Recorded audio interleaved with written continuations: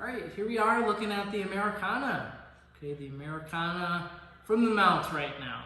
Okay, now this shouldn't be our number one submission. This shouldn't be our number one focus. However, it can be a submission and it can set up other things too.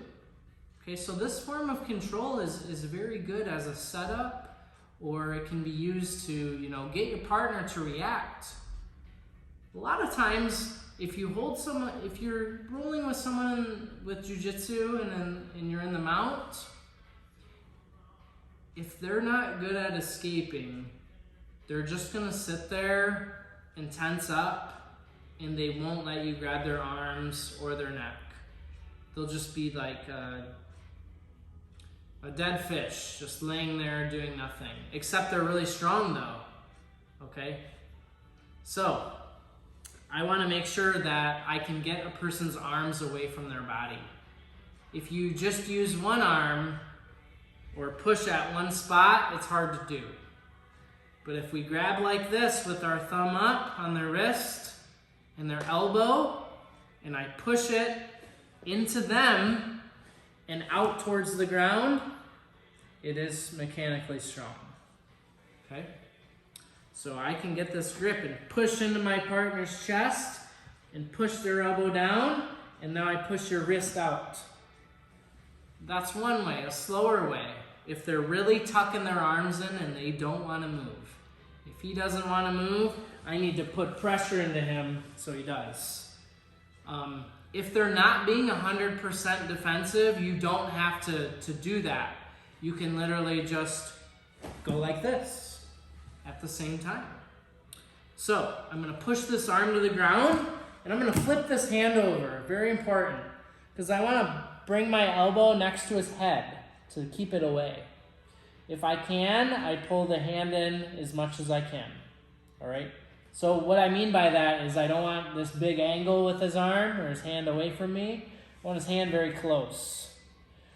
Acute angle.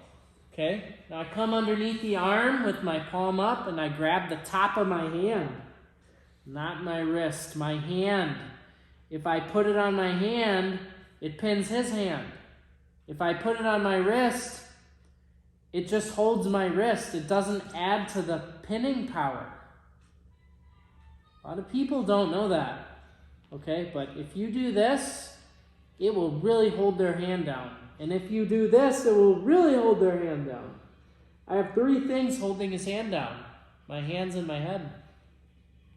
Now, once we're here, I can look to hook this back leg just to keep his hips down and I don't get rolled or anything. Now I look to slide his elbow down as much as I can, and now I lift his elbow up. We get our pressure for this Americana. Very tight, strong submission. The Americana gets has a bad reputation, okay? Even myself, I've been a hater to the Americana. It is strong. Just make sure that you secure their arm, in a good way. You don't want to leave anything out, especially if they're bigger than you.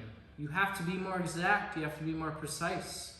So I get 2-on-1, wrist and elbow. I push it to the mat. I flip it over. Elbow down. I come underneath. I grab my wrist. Head on my wrist, head on my hand.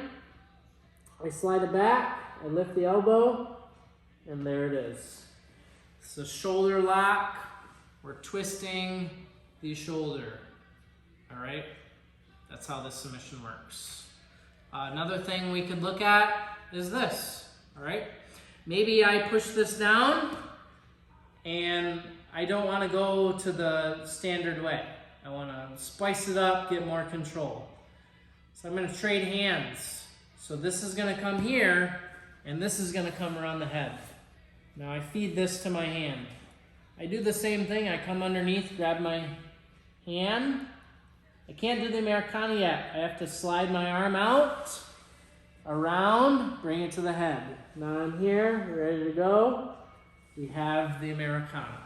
So just another little setup there. All right, good luck.